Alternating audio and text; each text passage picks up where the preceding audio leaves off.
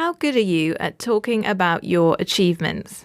I find it really painful to say, oh, yeah, I'm really good at this, or I did a really good job at that. I even find it embarrassing and painful to be told that, even if somebody thinks that I have done a good job.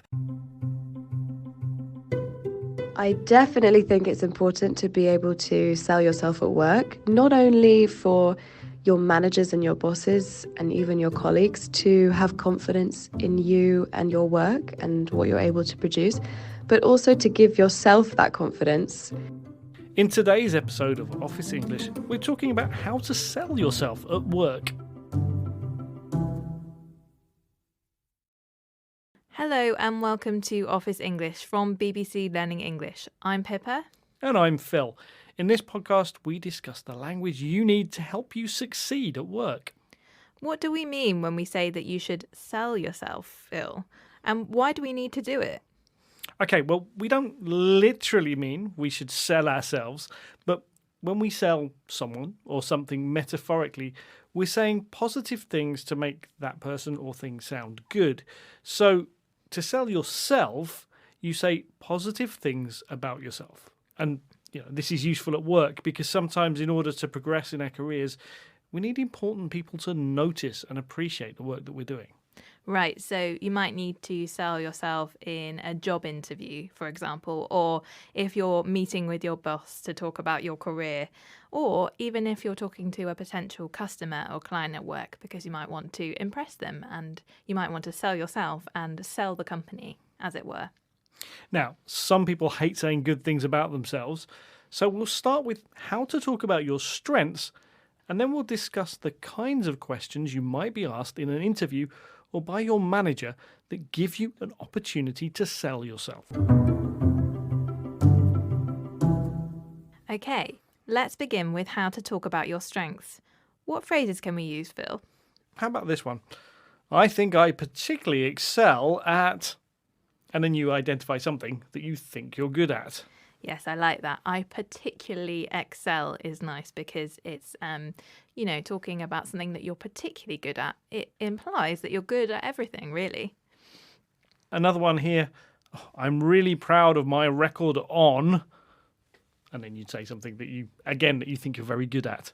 Yeah, so you're drawing attention to something that's gone well and you're talking about your record. So you're starting to kind of have proof for something, especially if you were talking to your boss. You could say, I'm really proud of my record on this thing, and hopefully they would know what you were talking about. And then actually we can get a bit more specific. You can say things like, I put a lot of work into something, which I think has been really successful. Yeah, so again, we're using things like really and a lot of work. So we're talking up everything that we are doing. And this is particularly useful if you've been asked to improve something. You can show that you've taken feedback on board, and that's a really good way to sell yourself. Okay, so we have some ways to start talking about the positives. But in a job interview, an employer might be looking for more evidence of the things that you're good at. What's the best approach here, Pippa? Yes, so it's good to give evidence. It's good to talk about statistics and numbers. So you might say something like, through my actions, we saw a 10% increase in productivity. So you've given a number to how much you've changed something. What do you think about that, Phil? Yeah, I think numbers and things like this are really good. Details are really important because, anyone can go in and say, I'm brilliant, give me a job. But here you're giving specific reasons. You're saying this happened, it happened by this much, and that was a result of my actions. You're giving evidence as to why you would be good at a job. And another thing that people do often in interviews is they like to give kind of a story or an anecdote. And so you could say, when I started in my current role, this happened, but through my hard work, now this is the case. So you're kind of showing how you have changed something over time through more of a story. Yes, and it gives the hiring manager an idea of what kind of difference you could make to their organisation. And these phrases and examples would work the same in a conversation with your manager, like an appraisal, which is where you talk about the work that you've done and talk about your goals for the future. So, we've got lots of ways to talk about our strengths, but when's the best time to do it? When we're in a job interview or an appraisal, sometimes it's not clear what the best answers are, Phil. Yeah, lots of interview questions in English are quite vague. So, for example, tell us about yourself. I mean, that could be lots of things, but when you're in a job interview, what it means is tell me the things about yourself that make you good for this job. Yeah, so if you ask me to tell us about yourself or tell me about yourself, I might say, oh, well, I really like cats and that, I live here and I do this. That's not going to explain why I would be good for your company, why I would work well in the role.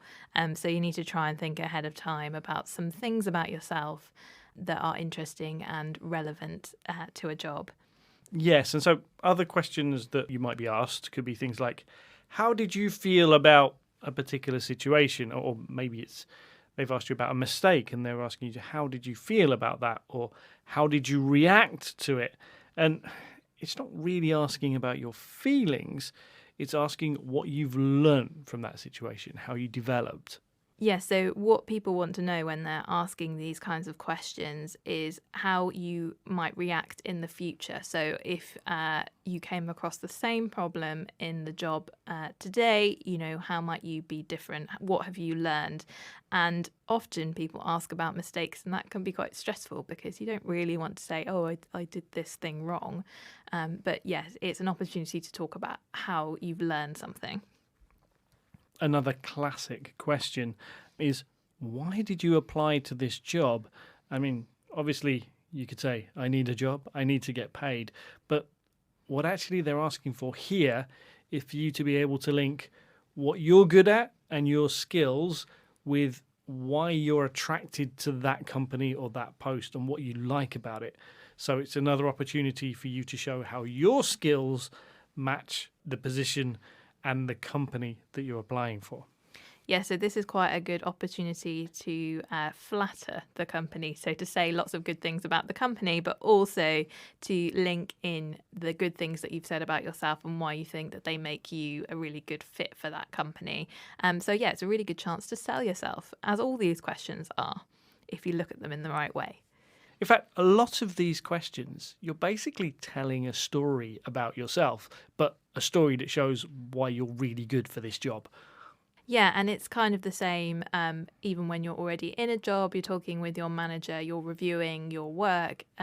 It's really about being able to tell the right kind of story about things that you've done and what you want to achieve in the future.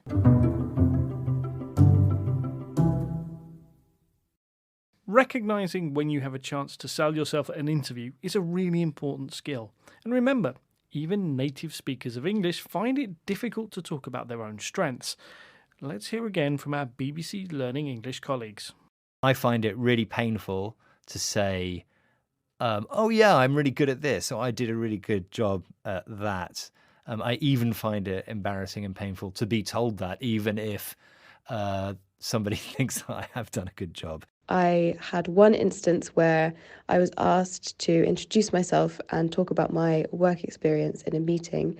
And so I did that. And my boss said that actually I was being very modest about my achievements in a particular area. And I, as a response, made it seem very negative. I said, oh, no, it's this, oh, this is really bad, when there was no need for that. Okay, so Georgie talked about being modest. What does she mean by being modest, Phil? Being modest is about not wanting to boast about your achievements. If you've got a friend who's always saying how brilliant they are, it might get boring after a little while. So with other people, it sometimes can be nicer to be modest, but that's not really great for a job interview. Yeah, so it's a balance between being modest and being able to boast or talk about your achievements to sell yourself. It could be different in different companies and different cultures, as we always say. But in a job interview, probably you don't want to be too modest. You want to be able to sell yourself. Well, that's the end of this episode of Office English. And the end of the series. We'll be back soon with more programs to help you with your business English. But for now, we'd love to hear from you. Have you enjoyed this series? Are there any situations at work where you would like help with your English? Perhaps you would like more tips on applying for and getting a job in English, or maybe you'd like to hear from some successful entrepreneurs. Email us your suggestions and questions to learning.english@bbc.co.uk, and we will do our best to cover your problem in a future episode. And remember, there's loads more ways to improve your English with BBC Learning English. You can check out another of our podcasts, 6 Minute English, or head to our website for courses and activities, bbclearningenglish.com. Thanks for listening to Office English. Bye for now. Bye.